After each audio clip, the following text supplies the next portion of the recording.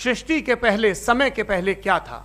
और कोई ये कहता है कि ये सारी खोजें जिस मस्तिष्क में हो रही हैं प्रकृति के क्रम में, वो कैसे विकसित हुआ।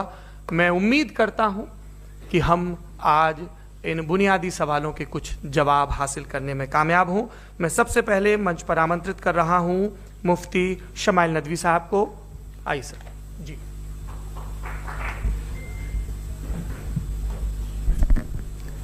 इन दलीलों के बाद जावेद अख्तर साहब से गुजारिश करूंगा, आप बैठ के बोलना चाहेंगे या वहां?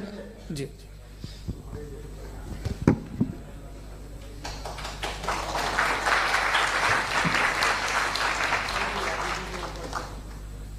पहले तो मैं मुफ्ती साहब को एक अच्छी खबर देना चाहूँगा कि मेरी नॉलेज साइंस के बारे में बड़ी मामूली है, तो आप फिक्र ना करें उसकी, लेकिन कुछ कॉमन सेंस है मुझ में। देखिए, ये खुदा का तस्वुर कोई नया तस्वुर नहीं है, ये सदियों से रहा है। ये कुछ रिलीजन 3000 साल पुराने होंगे, 4000 साल पुराने होंगे, लेकिन इंसान कोई 10,000 12,000 साल से एग्जिस्ट करता है होमोसेपियन की शक्ल में, और हमेशा कुछ ना कुछ मज़हब रहे। ये मज़हब जाहिलों के नहीं थे, ये मज़हब एक ऐसी ग्रीक सोसाइटी के थे जहाँ बड़े बड़े फिलोसफर्स पैदा हुए।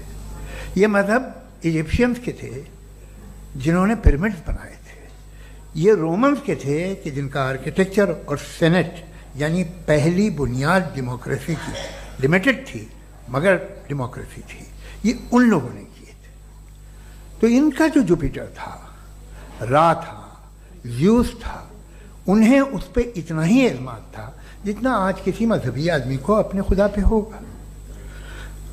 क्रिश्चियनिटी आने से पहले यूरोप में एक मज़हब था जर्मेनिक रिलीजन।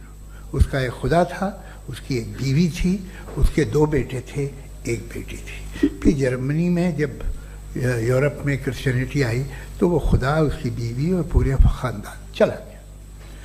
तो अगर हम हिस्ट्री देखें तो खुदा जो हैं वो ज़्यादातर फ़नी है, वो हमेशा रहे नहीं। और वो जो लोग इन्हें मानते थे उनको आप कहें वो तो जाहिल थे, उन्हें तो कुछ पता ही नहीं था, ऐसा नहीं है। वो अपने वक्त में बड़े काबिल लोग थे और अपने वक्त में उन्होंने बड़े बड़े काम किए हैं, फिलोसफर्स थे, साइंटिस्ट थे। लेकिन उनका मज़हब कहाँ गया, उनके खुदा कहाँ गए? आज जो खुदा हैं दुनिया में लोग उन्हें मानते हैं। आपको क्या मालूम कि कितने बरसों के बाद क्या होने वाला है? हम यूरोप में देखते हैं तो चर्च खाली हैं। तो वक्त के साथ चीज़ें बदलती हैं। जहाँ तक इसका ताल्लुक़ है मज़हबों का, हर मज़हब आपसे एक चीज़ मांगता है, फेथ। ये फेथ क्या चीज़ होती है? What is the difference between faith and belief? ये तो बहुत ही अहमक़ाना बात होगी कि कोई आदमी कहे साहब अगर खुदा है तो मुझे दिखाइए। ये तो जाहिलाना बात हुई। मैंने तो नॉर्थ पोल नहीं देखा है, मगर मैं मानता हूँ कि नॉर्थ पोल है। मैं क्यों मानता हूँ? इसलिए कि अगर ये दुनिया राउंड है तो उसका कोई टॉप होगा। कुछ लोग हैं जो वहाँ गए भी हैं, कॉमन सेंस कहता है कि ऐसा होगा, सबूत है, गवाह है, रीज़न है। तो ये मेरा फेथ नहीं है। तो फेथ में और बिलीफ में डिफरेंस क्या है? जो मजहब मांगता है आपसे, हर मजहब फेथ मांगता है। फेथ का मतलब ये है कि ना कोई गवाह हो, ना कोई सबूत हो, ना कोई रैशनल हो, ना कोई लॉजिक हो, ना कोई प्रूफ हो, मगर तुम एक बात को मानो। ये है फेथ। वरना बिलीफ होता। अगर इसमें कुछ भी सबूत होते, गवाह होते, तो फिर इसे आप बिलीफ कहते हैं। जैसे मेरा बिलीफ है कि नॉर्थ पोल है, मेरा फेथ थोड़ी है। फेथ इन तमाम शर्तों को रद्द करता है। तो फिर स्टुपिडिटी क्या है? अगर मैं एक बात ऐसी मानूं जिसकी ना कोई लॉजिक है, ना कोई रैशनल है, ना कोई प्रूफ है, ना कोई गवाह है, ना कोई सबूत है, और मैं उसे मानूं, तो ये स्टुपिडिटी हुई। इसे ही भाई कल को मैं यकीन कर लूँ कि एलॉन मस्क जो है मेरा भाई है, तो मुझे इंतहाई खुशी होगी, सुकून भी बहुत मिलेगा मुझे। लेकिन और कहे भाई क्यों मानते हो, क्या सबूत है? भाई वो तो अमेरिकन है और तुम तो इंडियन हो, वो तो नस्ल अलग है, तुम्हें कभी मिले भी नहीं। साथ देखिए मेरा फेथ है, इस पे बात न किया। फेथ का मतलब ही यह है कि आप प्रूव नहीं कर सकते। अगर आप प्रूव कर सकते हो तो फेथ की जरूरत ही नहीं, फिर तो आप बात करेंगे, आप कितनी बहस कर लीजिए। अल्टीमेटली दुनिया का हर मजहब फेथ पे टिका है, और फेथ का मतलब है एक ऐसा यकीन जिसका कोई सबूत, कोई गवाह, कोई रैशनल नहीं। अब आप ये कहें, क्या आप ये क्यों कह रहे हैं कि साहब ये कायनात किसने बनाई? कमाल ये है कि आपने बताया कि एक आइलैंड पे गए और एक बॉल देखी। आपने ये नहीं कहा कि आइलैंड किसने बनाया, आपको सिर्फ बॉल पे हैरत हुई। हमने आइलैंड पे हमने हैरत नहीं की, होते हैं आइलैंड। इसी तरह ये आइलैंड है, सितारे, ये गैलेक्सीज, ये सब आइलैंड हैं खला में। हम उन्हें टेकन फॉर ग्रांटेड लेते हैं, हम पूछते नहीं किसने बनाए। आपने जजीरे के बारे में भी नहीं पूछा है। मेरी पैदाइश कैसे हुई? क्या मैं प्लान पैदा हुआ था? I was plan to be born, या एक लकी स्पर्म था जो किसी एक से चिपक गया?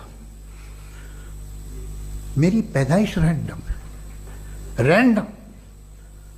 और इंसाफ जिसे आप कहते हैं, इंसाफ का तो नेचर से कोई वास्ता ही नहीं। जो आप कहते हैं कि एक दिन इंसाफ मिलेगा, इंसाफ is a human concept, nature में कोई इंसाफ नहीं। अगर शेर हिरन को खा जाता है तो उसे कोई सजा नहीं मिलती। अगर एक आंधी आती है और हरे भरे पेड़ों को उखाड़ के फेंक देती है तो आंधियों की जेल नहीं होती है। नेचर में इंसाफ नहीं, इसलिए मुझे नेचर को इंसाफ की जरूरत भी नहीं। नेचर तमाम एक है। अब हम कहें कि साहब ये देखिए जो मैंने खाना खाया था, ये मेरी आंख तो नहीं यूं कर दिया उसे, तो इसे सजा मिलनी नहीं, वो सिस्टम है, ऐसे ही चल रहा है। नेचर बगैर इंसाफ के है। इंसाफ इज अ ह्यूमन कॉन्सेप्ट। तो जो आपसे कहता है कि मैं तुम्हें इंसाफ दूंगा, वो इंसानी जहन की पैदावार है। ये नेचुरल है ही नहीं, ये आसमानी है ही नहीं। नेचर का तसव्वुर, इंसाफ का तसव्वुर। भाई आप साथ मिलते हैं, अब आप लेफ्ट हैंड ड्राइव करते हैं, ये क्या है? तमाम सच, तमाम नेकी, तमाम शराफत लेफ्ट हैंड ड्राइव है। वरना क्या होगा, या तो आप क्रॉस कर देंगे, आपका एक्सीडेंट हो जाएगा, या आप किसी को मार देंगे, या ट्रैफिक जैम हो जाएगा। झूठ, बेईमानी, रिश्वतखोरी, ये तमाम जो है driving on the wrong side है। इसके ऊपर कुछ नहीं। ये तो हमने बनाया, जैसे हमने लेफ्ट हैंड ड्राइव बनाई है। ये कॉन्सेप्ट ऑफ इंसाफ जो है ये हमारा है, इसका नेचर से कोई वास्ता नहीं। शेर खा जाता है हिरन को, उसे जेल होती है क्या? कुछ भी नहीं, है ही नहीं। तो ये जो दुनिया के रिलीजन प्रॉमिस करते हैं आपसे इंसाफ, इसी से मालूम होता है कि ये मैन मेड है। ये तसव्वुर कहीं और का है ही नहीं। जो नेचर है, कुछ लोग कहते हैं नेचर ही खुदा है, तो नेचर में तो इंसाफ नहीं कहीं। और आप वादा कर रहे हैं कि तुम्हें मरने के बाद इंसाफ मिलेगा। मुझे अगर मिलेगा तो मैं बहुत खुश होऊंगा, लेकिन मैं यकीन नहीं कर पाता हूं, इसलिए कि मैं फेथ नहीं पैदा कर सकता।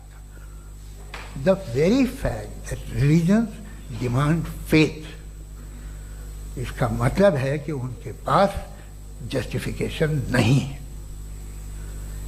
अच्छा साहब, फिर रिलीजन अगर मॉडरेशन में है, कोई सा भी नहीं, वो आप में कुछ खूबियां भी पैदा करता होगा। देखिए उससे ये फ़ायदा है, वो फ़ायदा है। अल्कोहल जो है वो ज़्यादातर दवाओं में यूज़ होती है, और एक सर्वे किया गया था अमेरिका में कि लॉन्जिटिविटी किन लोगों की है। तो एक तरफ वो लोग थे जो शराब पीते ही नहीं थे, और एक तरफ वो थे जो एक बोतल शराब रोज़ पीते थे। सबसे ज़्यादा लंबी उम्र उनकी है जो 2 पैक नाप के शराब पीते और खाना खाते हैं। मगर हम शराब को बुरा समझते हैं, मैं भी बुरा समझता हूँ। क्यों? ऐसा होता नहीं। कुछ चीज़ों में आदत होती है कि वो बढ़ती है। आज तक में एक आदमी दूध पीता है, आप 10 साल बाद भी मिलेंगे तो एक ही गिलास पीता होगा। ऐसा नहीं होता, सुबह से दूध पीता रहता है। मिल्कोहलिक मैंने नहीं देखे, अल्कोहलिक होते हैं। ये टेंडेंसी है मजहब की कि वो बढ़ता है। जैसे कैंसर बढ़ता है, जैसे शराब बढ़ती है। कुछ लोग होंगे जो उसे सही तरह से यूज़ करते। मुझे यकीन है कि हमारे मुफ्ती साहब भी उनमें से एक, इनसे बहुत खुशी हुई मुझे इनसे मिलकर। लेकिन कितने लोग हैं कि आज आप देखते हैं दुनिया में जो तबाहियाँ हैं, इनमें कितना हाथ है उन लोगों का जो बिलीवर कहते था मजहब ये नहीं कहता, ना कहता होगा, मगर जब ये मजहब पीते हैं तो ऐसे बिहेव करते हैं। थोड़ा सा अगर हो तो शायद बहुत अच्छी बात, लेकिन शराब थोड़ी सी नहीं रहती, उसमें टेंडेंसी है पहले। थोड़ा सा अगर 2-3 कैंसर के सेल हो ना बॉडी में तो आदमी सिम रहेगा, लेकिन वो 2-3 सेल नहीं रहते, वो मल्टीप्लाई होते हैं। जावेद साहब टाइम पूरा हो गया। टाइम हो गया, तो बस बात खत्म हो गई। अच्छा, मुझे कुछ और कहने को था भी नहीं। जी, मैं पहले जवाबी दौर के लिए इनवाइट कर रहा हूं मुफ्ती साहब को। Your rebuttal round 1, you have 7 minutes।